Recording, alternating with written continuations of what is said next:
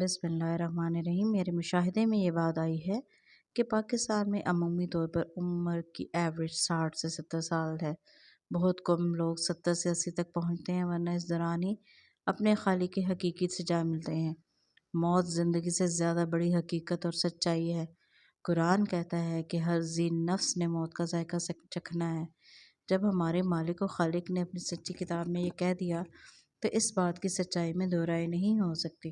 پیغمبر، نبی، بادشاہ، غریب، بوڑھا، جوان، مرد، عورت، جس کا بھی وقت ہو رہا ہوگا اس دنیا سے چلا جائے گا، اپنی اس عارضی پناہ گاہ کو چھوڑ دے گا۔ لیکن شیطان اس دنیا میں ہمیں یہ بات سوچنے ہی نہیں دیتا کہ ہم نے واپس بھی جانا ہے۔ ہمارے پیارے نبی حضرت محمد صلی اللہ علیہ وآلہ وسلم نے ایک مرتبہ اپنے صحابہ رضی اللہ عنہ سے فرمایا کہ قیامت کے قریب ایک دور ایسا آئے گا کہ لوگوں کی عمریں 60 سے 70 سال رہ جائیں گی اور ان کے گھر انتہائی مضبوط ہوں گے۔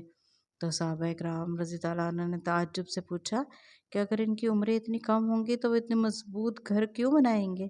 مجھے لگتا ہے کہ پاکستان کے صاحب اقتدار اور صاحب ثروت افراد یہ بات فراموش کر چکے ہیں کہ انہوں نے اس دنیا سے واپس بھی جانا ہے اور جانے کے بعد اپنے اعمال کا، اپنے مال کا حساب بھی دینا ہے۔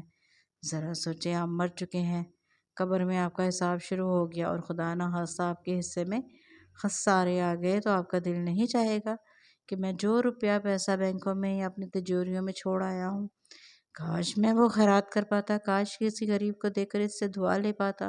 لیکن نامہ اعمال بند ہو چکا ہوگا، صرف حسرت ہی باقی رہ جائے گی۔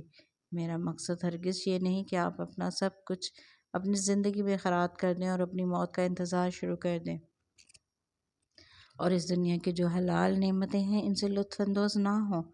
میں صرف یہ کہنا چاہتی ہوں کہ آپ جب عمر کے اس حصے میں پہنچ جائیں کہ لگے کہ اپنے رب سے ملنے کا وقت قریب آ رہا ہے تو اپنے فیصلوں میں تاخیر نہ کریں۔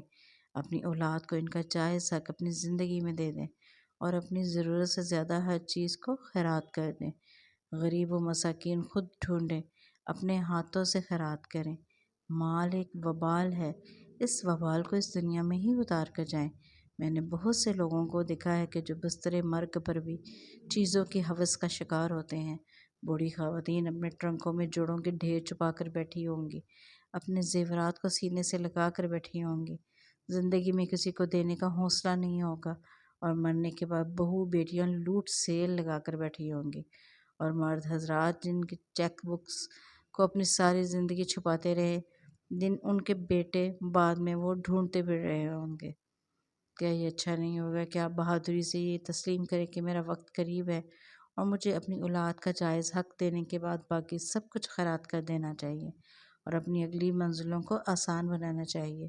میرا پاکستان کے صاحب اقتدار اور صاحب ثروت افراد کو یہ مشورہ ہے کہ عقل سے کام لیں، اپنی اگلی زندگی کے لیے انویسٹمنٹ کریں۔ کیا فائدہ ایسے مال کا جس سے آپ جنت نہ خرید سکے؟ اس سے بڑا گھاٹے کا کوئی سودا نہیں۔ یاد رکھیے، عقل مند انسان کبھی گھاٹے کا سودا نہیں کرتا۔ اپنے مال اور اعمال صالحہ کے ذریعے اپنے اگلے راستے کے کانٹے خود صاف کریں، کیونکہ اصل کامیابی یہی ہے۔